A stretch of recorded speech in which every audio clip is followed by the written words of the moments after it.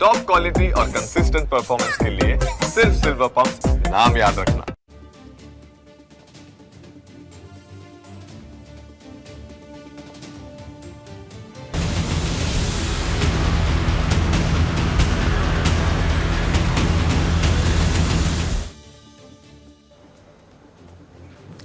નમસ્કાર, debate of the ડેમાં આપનું સ્વાગત છે. આપની સાથે હું છું ઝિંકલ. ગુજરાતમાં વરસાદ એટલે માત્ર પાણી ભરાવાની સમસ્યા જ નહીં, પરંતુ રોડ તૂટી જવાની સમસ્યા પણ હવે જાણે કે સામાન્ય બની ગઈ છે. એક જ વરસાદ બાદ અનેક રોડ રસ્તા પર ખાડા પડી જાય છે.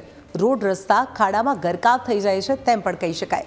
જ્યારે કેટલાક દાયકાઓ જૂના રોડ આજે પણ મજબૂત જોવા મળી રહ્યા છે. સિવિલ એન્જિનિયરોના મતે રોડ નિર્માણ માટે નક્કી કરાયેલા ધોરણો, મજબૂત બેઝ, યોગ્ય સ્લોપ, ડ્રેનેજ અને ગુણવત્તાયુક્ત સામગ્રીનો ઉપયોગ અનિવાર્ય છે. જો રોડ પર પાણી ભરાઈ રહે તો ડામર અને કોન્ક્રીટ નબળા પડે છે અને વાહનોની અવરજવરથી ખાડા પડવાની શરૂઆત થાય છે. પરંતુ અમદાવાદના આશ્રમ રોડ, સીજી રોડ અને ઇન્ફોસિટી સર્કલથી મંત્રી નિવાસ સુધીનો માર્ગ એવા ઉદાહરણો છે કે જે ભારે વરસાદ છતાં સારી સ્થિતિમાં જોવા મળી રહ્યા છે. જ્યારે શહેરના અન્ય અનેક રસ્તાઓ છે કે એક જ વરસાદમાં બિસ્માર હાલતમાં જોવા મળી રહ્યા છે. હવે સવાલ એ થઈ રહ્યો છે કે જો ટેકનિક અને ધોરણો સ્પષ્ટ છે તો નવા રોડ કેમ ટકતા નથી? ગુણવત્તામાં બાંધછોડ, નબળી દેખરેખ અને ક્વોલિટી કંટ્રોલની ખામી જેવા મુદ્દાઓ પર હવે સવાલો ઊભા થઈ રહ્યા છે. જ્યાં સુધી યોગ્ય ડ્રેનેજ અને કડક ગુણવત્તા નિયંત્રણ નહીં થાય ત્યાં સુધી વરસાદ સાથે રોડ તૂટવાની સમસ્યા યથાવત રહેવાની આશંકા છે. અને આજે આ જ મુદ્દે આપણે ડિબેટ ઓફ ધ ડેમાં ચર્ચા કરવી છે, કારણ કે રોડ રસ્તાઓ પર ખાડા પડતા હોય છે અને આ ખાડા પડવાના કારણો શું છે તે આપણે જાણવા છે. આપણી સાથે આ ડિબેટમાં MN પટેલ, સિવિલ એન્જિનિયર જોડાઈ ચૂક્યા છે. ચર્ચામાં આપનું સ્વાગત છે સર. સૌથી પહેલો સવાલ એ થઈ રહ્યો છે કે પ્રથમ વરસાદમાં જ રોડ રસ્તાઓ પર મોટા મોટા ખાડાઓ જોવા મળી રહ્યા છે. આ ખાડા પડવાનું કારણ શું હોઈ શકે? શું માનવું છે આપનું? વરસાદ કારણ છે કે પછી રોડની જે નબળી ગુણવત્તા છે તે કારણ છે? બંને કારણોને આપણે વિચારીએ તો વધારે પડતો જ્યારે વરસાદ આવે છે અને તરત પાણી ડ્રેન ઓફ નથી થતું, એ પહેલાં આપણે એનું કન્સ્ટ્રક્શન અને એનું સ્પેસિફિકેશન સમજીએ તો જે કંઈ રોડ આપણા અમદાવાદના કે બધા થઈ રહ્યા છે એ બધા જ WBM રોડ છે, એટલે વોટર બાઉન્ડ મેકાડમ, કે જેની અંદર આસ્ફાલ્ટનો ઉપયોગ થાય છે. અને બીજા રોડ આવે છે જે કોન્ક્રીટના રોડ છે. અને કોન્ક્રીટના રોડની વાત પછી કરીએ, પણ જે વોટર બાઉન્ડ મેકાડમ રોડમાં નિયમ એવો છે કે એના ઉપર વરસાદી પાણી કે કોઈ પણ પ્રકારનું પાણી જો લાંબો સમય સુધી રહે તો એ જે છે ડિસઇન્ટિગ્રેટ થવા માંડે છે અને એના કારણો છૂટા પડતા જાય છે. એટલે એમાં વપરાયેલા બીજા બધા ઇન્ગ્રેડિયન્ટ, જે રીતે કપચી, નાની ગ્રેટ કે રેતી, એ બધી છૂટી પડતી જાય છે. એટલે પહેલો પ્રશ્ન ત્યાં આવે છે કે આવું કેમ થાય છે? તો એમાં બે કારણ છે કે જ્યારે રોડ બનતો હોય ત્યારે એની પ્રોપર વર્કમેનશીપ કરવી પડે. એ વર્કમેનશીપ એટલે શું કે રોડને કેમ બનાવવો એના સ્પેસિફિકેશન હોય છે. દાખલા તરીકે રોડ છે ને જુદા જુદા 5 લેયરમાં, સામાન્ય રીતે લગભગ જ્યાં રોડ બનતો હોય ત્યાં આપણે નીચે 4-5 ફૂટ સુધી જવાનું હોય છે. અને પછી જુદા જુદા ગ્રેડ, સબગ્રેડ અને છેલ્લે ટોપ ઉપરનું સોલિંગ કોટ, એમ જુદા જુદા લેયરમાં રોડને બનાવવાનો હોય છે. જ્યારે આજે શું થાય છે કે એ કદાચ બધા લેયર જે તે માપના ન રાખવાના બદલે અથવા તો પ્રોપર કોમ્પેક્શન કર્યા વગર લેઇંગ કરવામાં આવે અને પછી એના લીધે એવું થાય કે વરસાદી પાણી આવે અને એના કારણે જે સેટલમેન્ટ કહેવાય એ શરૂ થાય. તો પણ ઉપરનો પોર્શનમાં જે સોલિંગ કોડ છે કે જેમાં કદાચ હલકું અને ઓછું મટીરિયલ પણ વપરાયું હોય તો એ કાંકરા છૂટા પડવા માંડે છે અને એના લીધે એ રોડ બેસવા માંડે, તૂટવા માંડે છે. અને થોડાક સમય પછી એ રોડની જે જ્યોમેટ્રી, બીજો મુદ્દો છે જ્યોમેટ્રી. જ્યોમેટ્રી એટલે શું? રોડ ઉપર એક કેમ્બર રાખવામાં આવે છે અને એનું પાણી ઢળીને સાઈડમાં જાય અને સાઈડમાં ડ્રેન રાખવામાં આવે છે. અને જો ધારો કે સિટીની વાત કરી, ડ્રેન ના હોય તો એના કેચપીટ હોય કે મેનહોલ હોય જેમાંથી એ પાણી આપણી સ્ટ્રોમ વોટર લાઇનમાં જતું હોય છે. અને આપણા ત્યાં જે નિયમ છે એ પ્રમાણે 1 કલાકમાં 2 ઇંચ વરસાદ આવે ત્યાં સુધીના પાણીને વહન કરી શકે એવી સ્ટ્રોમ વોટર લાઈનો હોય છે. અને ઘણીવાર આ ઇરેગ્યુલર વરસાદના કારણે કદાચ કોઈ વાર વધારે વરસાદ પડે. બીજું, આપણે હાલ વપરાશમાં જે પ્લાસ્ટિક અને બીજું ઘણું કચરો જે તે ઝાડ કે એના તોડેલી ડાળીઓ એ બધું પણ એમાં ભરાઈ જવાના કારણે પાણી ડ્રેન ઓફ થતું નથી અને રોડ ઉપર લાંબો સમય સુધી પાણી રહે છે. અને જ્યોમેટ્રી પ્રોપર હોવાના લીધે ખાડાના લીધે પાણી ભરેલું રહે છે અને એની અસર એના પર દેખાય છે. આ આપણો પહેલો પ્રશ્ન છે કે રોડ નવા બનેલા બધા આ રીતે તૂટે છે.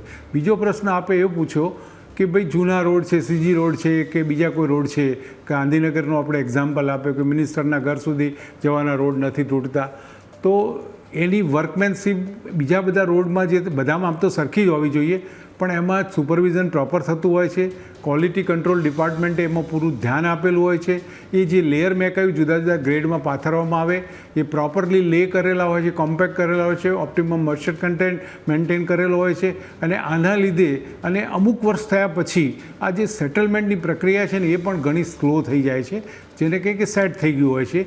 અને આવા સંજોગોમાં એવું માની શકાય કે રોડમાં તૂટવાના પ્રશ્નો ઓછા એટલા માટે બને કે એમાં કોઈ પણ પ્રકારનું નવું સેટલમેન્ટ અથવા તો જેને મિઝરેબલ સેટલમેન્ટ કહેવાય એવું દેખાતું નથી, એટલે એ રોડ છે એ લગભગ ઇન્ટેક રહે છે. That is happen with the CG road કે જે વર્ષો જૂનો છે અને એ ટાઈમમાં મોડલ રોડ હતો, એટલે હું માનું છું કે બહુ જ સારી વર્કમેનશીપ સાથે પ્રોપર જ્યોમેટ્રી મેન્ટેન કરીને રોડને બનાવેલો હશે. એ જ રીતે મંત્રીશ્રીના બંગલા સુધીના રોડની વાત થઈ. તો આવા ઘણા બધા કારણો હોય છે, પણ રોડ કન્સ્ટ્રક્શનમાં વોટરબાઉન્ડ મેકાડમ રોડમાં એની પ્રોપર જ્યોમેટ્રી મેન્ટેન થાય, એની વર્કમેનશીપ બરાબર હોય, અને જ્યારે થતું હોય ત્યારે ક્વોલિટી કંટ્રોલ ડિપાર્ટમેન્ટ એમાં ક્વોલિટી મેન્ટેન કરી હોય તો આ વસ્તુ ન બને. એમાં કચાશ રહી જાય છે ઝડપના કારણે કે કોઈ બીજા કારણે, ઓછી ગુણવત્તાવાળો માલ વાપરવાના કારણે, તો પણ આ પ્રશ્નો થતા હોય છે. બિલકુલ. ચર્ચામાં આપણી સાથે સત્યેન કોલાલબરકર, નેતા બીજેપી, અને મુકેશ પંચાલ, નેતા કોંગ્રેસ, જોડાઈ ચૂક્યા છે. સૌથી પહેલા સત્યેનભાઈ, આપને પ્રશ્ન કરવા માંગીશ કે પ્રથમ વરસાદમાં જ જે નવા બનેલા રોડ રસ્તા છે તેમની હાલત ખૂબ જ દયનીય બની ગઈ છે, મોટા મોટા ખાડા પડી ગયા છે, પરંતુ તેની સામે અમુક જૂના એવા પણ રસ્તા છે કે જે હજુ પણ જેમના તેમ છે. આપ માનો છો કે હવે જે રોડ રસ્તા બની ગયા છે તેની ગુણવત્તામાં ક્યાંક ખામી રહી ગઈ છે, ક્યાંક ભ્રષ્ટાચાર થઈ રહ્યો છે, આપ માનો છો? જુઓ, સૌથી પ્રથમ તો આપણે જે સાહેબે વાત કરી, સિવિલ એન્જિનિયર સાહેબે, એ આખી વાત સાથે હું સંમત છું. એ ટેકનિકલ વાત સાથે 100% સંમત છું. પણ આ ટેકનિકલ વાત જે છે ને એ એમની એવી છે કે એ આ રસ્તા આ રીતે બને અને આ રીતે કરી શકાય. પણ આપણી વાત ક્યાં છે અહીંયા? એક વિરોધ પક્ષ તરીકે કહેવા માંગુ છું, જવાબદાર વિરોધ પક્ષ તરીકે, કે આને ઈચ્છા શક્તિ જોઈએ આ સાહેબે કહ્યું એ પ્રમાણે રોડ કરવાની. તમે હમણાં સવાલ કર્યો કે નવા રોડ બની ગયા છે એની સ્થિતિ દયનીય છે, તો છેલ્લા 10 વર્ષમાં તો બેન માજા મૂકી છે કે હવે ટેન્ડર પ્રક્રિયાથી જે રીતે ભ્રષ્ટાચાર થઈ રહ્યો છે અને એ રીતે રોડ બને છે એની અંદર તમે અપેક્ષા મૂકી દો કે કોઈ નવો રોડ તમને 1-1.5 વર્ષમાં જવાબ ના આપે. આપણે આ છેલ્લા 30 વર્ષથી અને છેલ્લા 12 વર્ષથી તો હું આ ડિબેટ કરું છું રોડ રસ્તાની, અને એના માટે જ કે જેટલા પોઈન્ટ છે ત્યાં રોડમાં પાણી ભરાય છે. હું કહું છું આ વર્ષે તમે ભરાયું હોય પાણી તો બીજા વર્ષે તો તમે ના ભરાય ને, ત્રીજા વર્ષે તો ના ભરાય ને. આજે આટલા વર્ષ થઈ ગયા, એકની એક પરિસ્થિતિ અમદાવાદની, બરોડાની, રાજકોટની, સુરતની એકની એક પરિસ્થિતિ. અને તમે રોડની ડિઝાઇનની વાત કરો, એ લોકો હમણાં એમ કહેશે કે ડામરને અને પાણીને આડવેર છે, પણ એ ડામરને પાણીને આડવેર છે ને એ આદિ અનાદિ કાળથી બધાને ખબર છે, છતાં પણ લોટ્સ ઓફ રોડ ડામરના જ બન્યા છે ને ટક્યા છે. ડામરની રોડની ડિઝાઇન જે છે ને એ સાહેબે કીધું ને વી શેપમાં, એ ખૂબ સાચું છે. હું પણ વિશ્વકર્મા છું, હું ટેકનિકલ વસ્તુ જાણું છું કે વી શેપમાં રોડ બને અને રોડ ઉપર પાણી ન રહે અને સાઈડમાં જતું રહે, પછી કેચપીટ હોય કે આઉટલેટ હોય એની અંદર જતું રહે અને પાણી ન ભરાય, એટલે ડામરનો રોડ ક્યારેય તૂટે નહીં. અને આવું બને તો કોઈક જગ્યાએ બને. આ તો લગભગ 90% જગ્યાએ પરિસ્થિતિ અમદાવાદમાં તો ખરાબ છે રોડ તૂટવાની.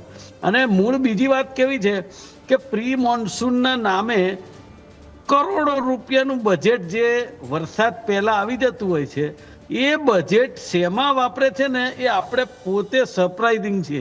કારણ કે અત્યારે હાલ મેં 2 દિવસ પહેલા જ આપણા પ્રતિષ્ઠિત મીડિયામાં સાંભળ્યું છે કે આખા અમદાવાદની અંદર લગભગ 60% જેટલું સ્ટ્રોમ વોટર લાઇન છે જ નહીં, નેટવર્ક જ નથી.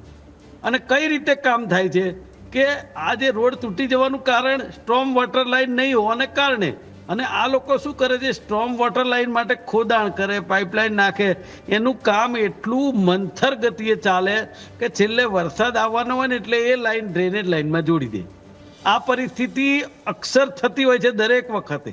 અને એ રીતે આ જે અધિકારીઓ છે એ નેતાઓને કે બધાને લલ્લુ બનાવી દેતા હોય છે ને બનતા હોય છે, અત્યાર સુધી બન્યા છે એટલા માટે કે અધિકારીઓ પાસેથી જે રીતની અમુક વસ્તુઓ ભ્રષ્ટાચાર થતો હોય એટલે નેતા એને બોલી ના શકે. બાકી આમ તો મારી દ્રષ્ટિએ જોવા જાઓ તો જે કોર્પોરેશનનો વહીવટ છે એમાં તો એવું છે કે કોર્પોરેટર મતદારો ચૂંટે છે જ એટલા માટે કે પોતાના વિસ્તારમાં પ્રાથમિક સુવિધાના પ્રશ્નોને વાચા આપી શકે. તો એ કોર્પોરેટર ત્યાં બોલી નથી શકતો જે કોર્પોરેશનો એની જગ્યાએ, તો એટલા માટે કે અધિકારી છે ને એને સાચવી લેતા એટલે અધિકારીને કશું કહી જ ના શકે. નહીતર એક વખત રોડ તૂટે અને બીજી વખત તૂટે સાહેબ એ અધિકારીને ઘર ભેગો કરી શકાય, પણ એ નથી થઈ શકતું. એ કેચપીટો પૂરી સફાઈ થતી નથી. એ દેખાયું કે જે રીતે સાફ કરવા માટે આપણા અમદાવાદના મેયર ને બીજા બધા શહેરોના મેયરો જે ઉતર્યા હતા રસ્તા ઉપર સફાઈ વડે, તો એ લોકોએ એક કેચપીટો સફાઈ કરીને એક ટન બંધ કચરો કાઢ્યો. તો ટન બંધ જે કચરો કાઢ્યો એ વરસાદ પહેલાની પ્રક્રિયા છે, અત્યારની નહીં, ચાલુ વરસાદમાં પાણી ભરાયા પછીની નહીં.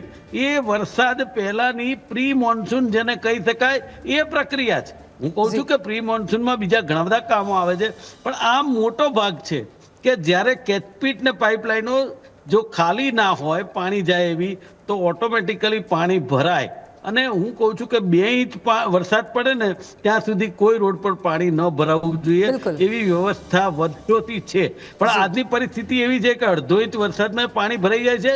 અને આ વખતે અલ નીનોના કારણે એક સામટો ક્યાંક 5-15 ઇંચ વરસાદ પડી ગયો એટલે પાણી ભરાયેલા રહ્યા છે.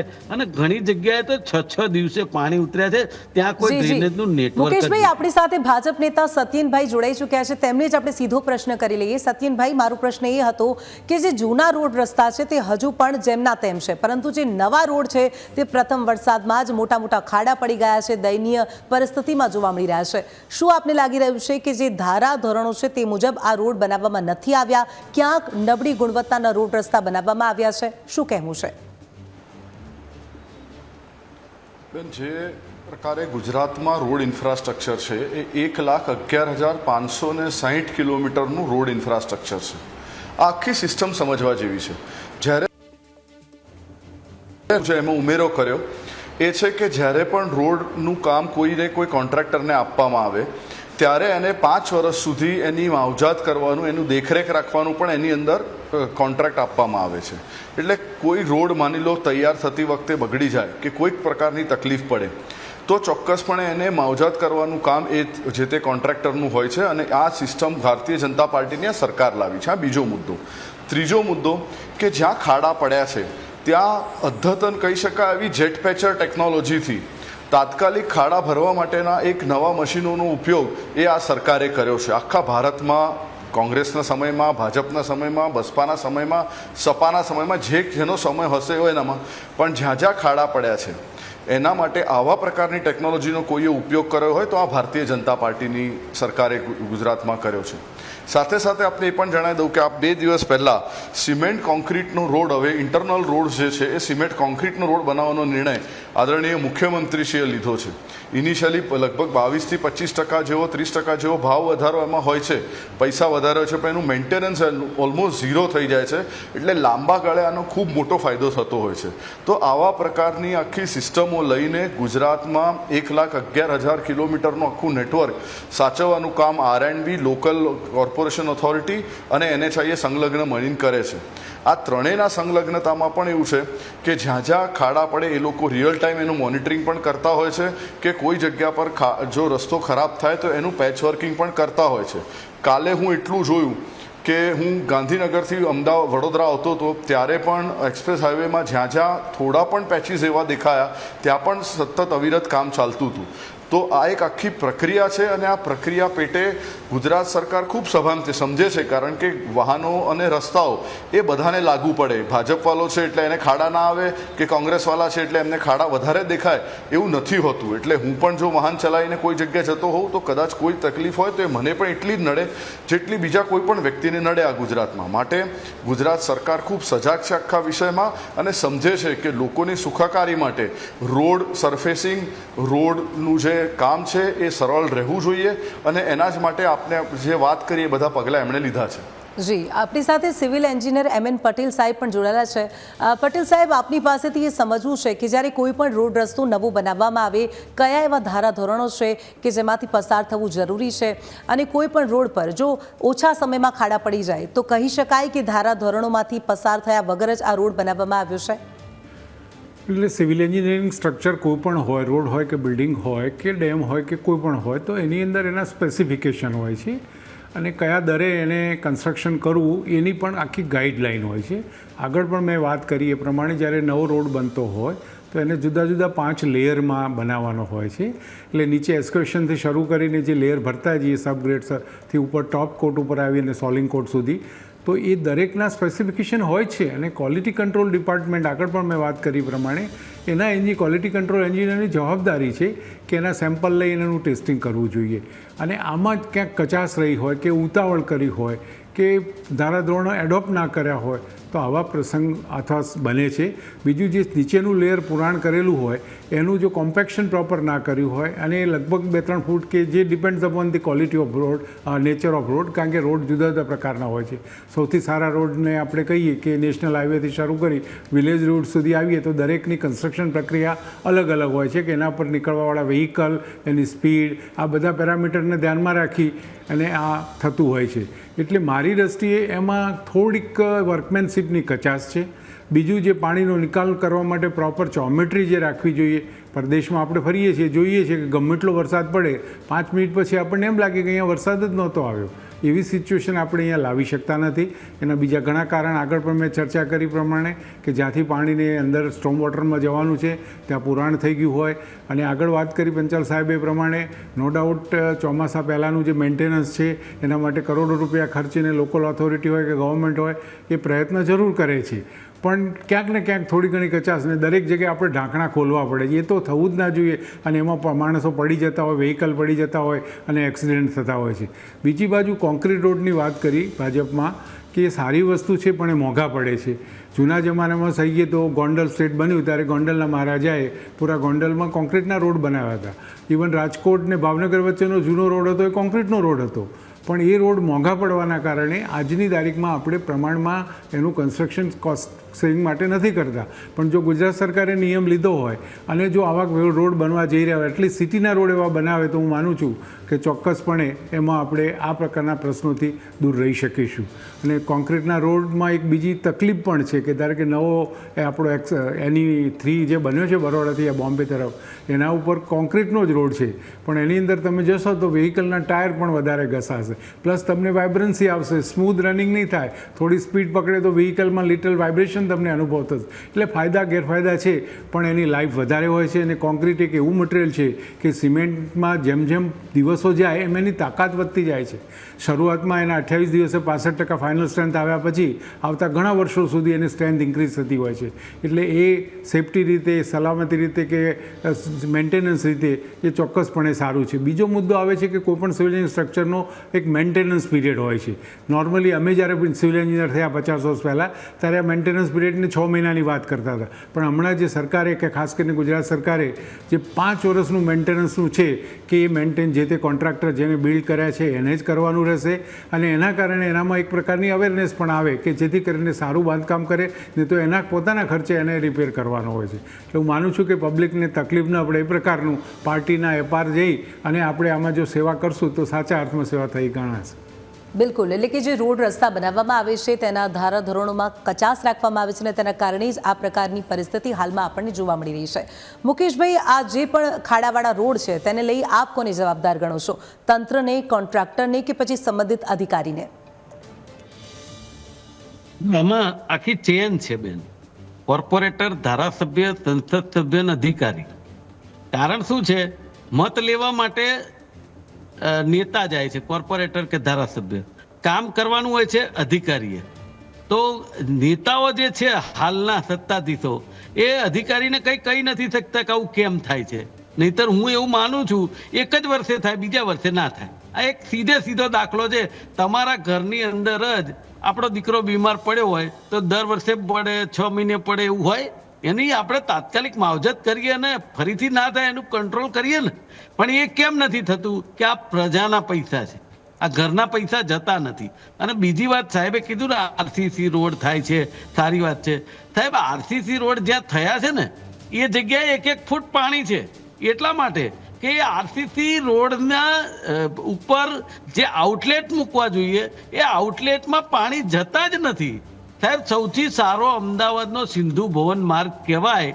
હવે એ માર્ગ ઉપર 2-2 ફૂટ પાણી અને 3-3 કલાક સુધી. તમે સમજો, હું એ રોડ ઉપર રહું છું. ઝાયડસ હોસ્પિટલ રોડ જે છે ને અમદાવાદમાં સૌથી ઊંચામાં ઊંચો રોડ છે, ત્યાં કદી પાણી નથી ભરાતું. આ વખતે ત્યાં પણ પાણી ભરાયું.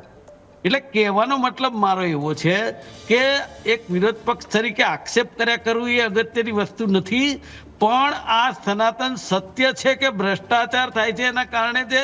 અને આ અનુભવેલી વાત કરું છું. મને 35 વર્ષ થયા પોલિટિક્સમાં અને મારી ઉંમર 58 વર્ષની થઈ અને અમદાવાદના શાહપુર વનમાળી વાંકાનેરપોળમાં જન્મ્યો છું. એટલે આખા અમદાવાદથી પરિચિત છું કે કેટલા કિલોમીટરના રોડ છે, કેટલા કિલોમીટરના કરવાના છે. આ જવાબ સવાલ નથી તમારો બેન. તમારો સવાલ એ હતો કે આ રોડ તમે જે બનાવો છો તે તૂટે છે કેમ, આ સવાલ હતો. અને દરેક ભારતીય જનતા પાર્ટીના પ્રવક્તાઓ તમે સવાલ પૂછશો આ ખાડાનો, તમને જવાબ આપશે આટલા કિલોમીટર છે, આટલી ડ્રેનેજ લાઈન નાખી છે. અરે ભાઈ, બધી ખબર છે, બધા ગૂગલ ઉપર છે, પણ ગુણવત્તા કેમ તમે સારી નથી કરતા? સૌથી મોટો સવાલ છે સાહેબ. આપણા ગુજરાતના મુખ્યમંત્રી ભૂપેન્દ્રભાઈ પટેલનો વિસ્તાર અને મારો પણ જે સિલજ કહેવાય, ત્યાં આગળ 17 કરોડના ખર્ચે તળાવ અને સ્મશાન બનાવવામાં આવ્યું. એના આરસીસીના રેમ્પના 2 ટુકડા થઈ ગયા. સાહેબને કહેવા માંગુ છું, આરસીસી હતું સાહેબ, એના 2 ટુકડા થઈ ગયા, એની દિવાલો આખી પડવા માંડી. તમે વિચાર તો કરો, ક્યાં જઈને આપણે અટકવું? કોઈ સુપરવિઝન નથી. આ હરણફાળ ખરી કે આપણે કોમનવેલ્થ ગેમ તરફ જઈ રહ્યા છીએ, એ હરણફાળ ખરી, પણ પાછું વાળીને કોઈ જોતું નથી કે પાછળ કામ શું થાય છે, કેવું થાય છે, કેટલા રૂપિયા ખર્ચાય છે. સાહેબ, ટેક્સ આપે છે ભારતની જનતા. હું 3 દિવસથી ડિબેટમાં કહું છું કે સાહેબ આ જે ફોરેન યુવાધન જઈ રહ્યું છે ને એનું કારણ આ ગવર્મેન્ટ છે કે આટલા રૂપિયા ટેક્સ આપવા છતાં આપણી સેફટી શું, આપણને વળતર શું? 0 વળતર છે. ટેક્સ આપીએ છીએ એમાં કે સાહેબ સવારથી ઉઠીએ રાત્રે સૂઈ જઈએ ત્યાં સુધી આપણે ટેક્સ આપીએ છીએ. પછી પ્રોપર્ટી ટેક્સ હોય, એક્સાઇઝ હોય, ઇન્કમ ટેક્સ, આ બધું તો જુદું. પણ છતાં પણ જો 0 સુવિધા હોય અને એમ કહે છે કે અમે આ કામ કરીએ છીએ. અરે આ કામ તો સામાન્ય માણસો જ્યારે રાજા રજવાડા હતા ને ત્યારે પણ થતું હતું, નગરપાલિકાઓને પંચાયત હતી ત્યારે પણ થતું હતું. તમારે કોર્પોરેશનને વિશાળ કરવી છે. તમે સમજો, રિંગ રોડ હતો 72 કિલોમીટરનો, એની અંદરનો વિસ્તાર તમે લઈ લીધો એટલા માટે કે પોસ્ટ વિસ્તારના ટેક્સ, આજે મારા બંગલાનો ટેક્સ 12 મહિને 9,000 રૂપિયા આવે છે. અમે જે 200 કે 500 રૂપિયા ટેક્સ ભરતા હતા, પંચાયત હતી. ચલો વાંધો નથી, આપણે સુવિધા જોઈતી હોય તો ટેક્સ વધે, પણ સામે વળતર શું આપણી પાસે? આ સૌથી મોટો સવાલ છે. નથી. અને તમે જે ઓનલાઈન જે તમે કમ્પ્લેન નોંધાવવામાં, સાહેબ તમે કમ્પ્લેનમાં જવાબ સાંભળો ને, તમારી કમ્પ્લેન નોંધાઈ ગઈ છે, મારી ફરજ છે કે મેં કમ્પ્લેન લઈ લીધી, ફોરવર્ડ હું કરી દઈશ, વાત પતી ગઈ. કોઈ જવાબદાર નથી ત્યાં. એટલે આ પરિસ્થિતિ અત્યારે ખૂબ ખરાબ છે અને ગવર્મેન્ટની અત્યારે કોઈ જાતની કોઈ રિસ્પોન્સિબિલિટી ક્યાંય નથી. તમે એમને સવાલ પૂછો કે આ રોડમાં ખાડા કેમ પડે છે દર વર્ષે અને એકની એક જગ્યાએ પાણી કેમ ભરાય છે? આપનો પ્રશ્ન સીધો જ ભાજપ નેતા સત્યનભાઈને પૂછી લઈએ. સત્યનભાઈ, મુકેશભાઈનો જે પ્રશ્ન છે, ખાડા શા માટે પડી રહ્યા છે અને હાલમાં જે પરિસ્થિતિ છે તેને જોતા કહી શકાય કે ભ્રષ્ટાચાર થયો છે ને આ વાતમાં કોઈ બેમત નથી. આ સમસ્યાના નિરાકરણ માટે આપની પાસે શું રસ્તો છે? મુકેશભાઈના જવાબમાં જ એમના જે સવાલો છે એમના જવાબોમાં જ આવી જાય છે. એમણે સ્વીકાર્યું કે અમનો થયો એ ત્યાં મોટા થયા, તો મુકેશભાઈએ એ પણ જાણ્યું હશે કે અમદાવાદની પ્રગતિ કયા પંથે છે. આજે એ જ્યાં બંગલે રહે છે એનો આટલો ટેક્સ એટલા માટે છે કે આજે એની કિંમત કેટલી છે. બેન, કોઈ પણ જગ્યા પરની જે ટેક્સેશન છે ને એની કિંમત પરથી આધારિત કરવામાં આવે. રોડમાં ખાડા કેમ પડે છે એનો જવાબ આપો. આપ જ્યારે બોલતા હતા ત્યારે હું એક પણ શબ્દ નહોતો બોલ્યો. મારી વિનંતી એટલી છે કે મને સાંભળી લો, આપણે પછી ડિબેટમાં છે જ આપણે આપનો જવાબ આપજો. સાંભળી લઈએ.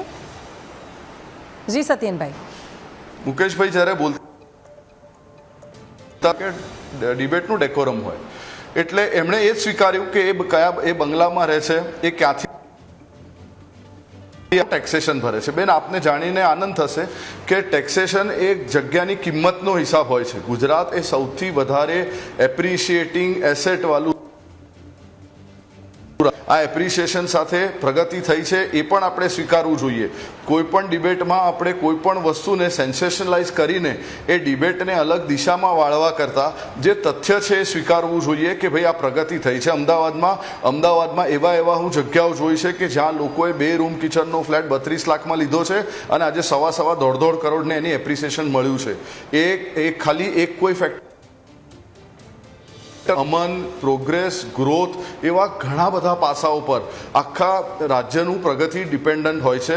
એને જે ગ્રોથ ઇન્ડેક્સ કહેવાય, એ ગ્રોથ ઇન્ડેક્સમાં પણ ગુજરાત સૌથી સારા નંબર પર છે, સ્વીકારવું જોઈએ. એટલે પ્રગતિ થતી વખતે કદાચ કોઈ જગ્યા પર ખાડા પડે તો એના માટેનો શું રસ્તો, એના કેવી રીતના નિવારી શકાય, એના માટેની ચર્ચા હોય, ના કે આને પોલિટિસાઇઝ કરવાનો વિષય. હું પહેલા જ મારા ડિબેટમાં એવું કીધું કે જ્યારે હું વાહન ચલાવતો હોઉં કે મારો દીકરો વાહન ચલાવતો હોય તો એ જ રસ્તો વાપરે છે જે આદરણીય મુકેશભાઈ વાપરે છે. એટલે કોઈના માટે તફાવત હોતો નથી. ચોક્કસપણે સરકાર સજાગ છે. ખાડાઓના ભોગે વિકાસ એ કેટલો યોગ્ય, કારણ કે આ જે પરિસ્થિતિ છે ઘણી જ દયનીય છે. આપની છેલ્લી પ્રતિક્રિયા સત્યેનભાઈ. બિલકુલ સરકાર સજાગ છે. અને બેન, આજે મુખ્યમંત્રી જાતે કોઈ પોલિસીનું એનાઉન્સમેન્ટ કરે તો આપણે સમજવું જોઈએ કે આદરણીય મુખ્યમંત્રી શ્રીથી લઈને સર્વોચ્ચ સરકાર અને એમાં લોકોની સુખાકારી કેવી રીતના અવિરત પ્રયત્નો કોઈ કરતું હોય તો આ ભારતીય જનતા પાર્ટીની સરકાર. જી, સમયનો અભાવ છે. મુકેશભાઈ, આપની છેલ્લી પ્રતિક્રિયા. હજી પણ હું કહું છું કે હું પોલિટિકલ વાત નથી કરતો, ભલે આઈ એમ એ પોલિટિકલ પર્સન, પણ તમે એક જ જવાબ આપો કે દર વર્ષે એક જ જગ્યાએ પાણી ભરાઈ રહે છે, એક જ જગ્યાએ રોડ તૂટતા રહે છે. તો કોઈ વર્ષ એવું જશે કે દિવાળીમાં એલાન કરે મુખ્યમંત્રી કે હવે 300 કરોડ રૂપિયાના ખર્ચે ગુજરાતના તમામ રોડ રિસર્ફેસ કરવામાં આવશે? આ દર વર્ષની પ્રક્રિયા બની ગઈ છે અને એ મફત નથી કરતા, એ કોઈ ટેન્ડર ધારકો નથી કરતા. આપણું વધારા બજેટ ટેક્સના પૈસા વપરાય છે એ હું જાણું છું, કદાચ એમને નહીં ખબર હોય. આપણી સાથે પટેલ સાહેબ જોડાયેલા છે. પટેલ સાહેબ, આ સમસ્યાનું આપની પાસે શું નિરાકરણ છે? પહેલાં તો નૈતિકતાનો સવાલ આવે છે કે જેની પણ જવાબદારી છે, કોન્ટ્રાક્ટર હોય કે જે ઓથોરિટી છે કે જે કામ આપે છે, એમાં કોઈ પણ પ્રકારનું હું માનું કે જે આક્ષેપ થઈ રહ્યા છે એવું કંઈક થતું હોય તો જ આ પ્રશ્નો બની શકે છે.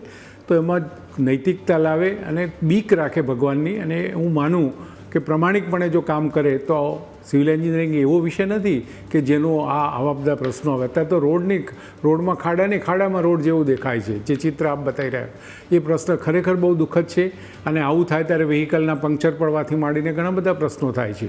એટલે એક જ સાચું છે કે નિયમ પ્રમાણેની જો કાર્યવાહી થાય અને બીક રાખીને જો કામ કરે, ભગવાનની બીક રાખીને, તો હું માનું છું પ્રમાણિકપણે તો પબ્લિકને આપણે સારી સેવા આપી શકીશું. જી બિલકુલ. ચર્ચામાં જોડાવા બદલ આપ ત્રણેય મહેમાનોનો ખૂબ ખૂબ આભાર.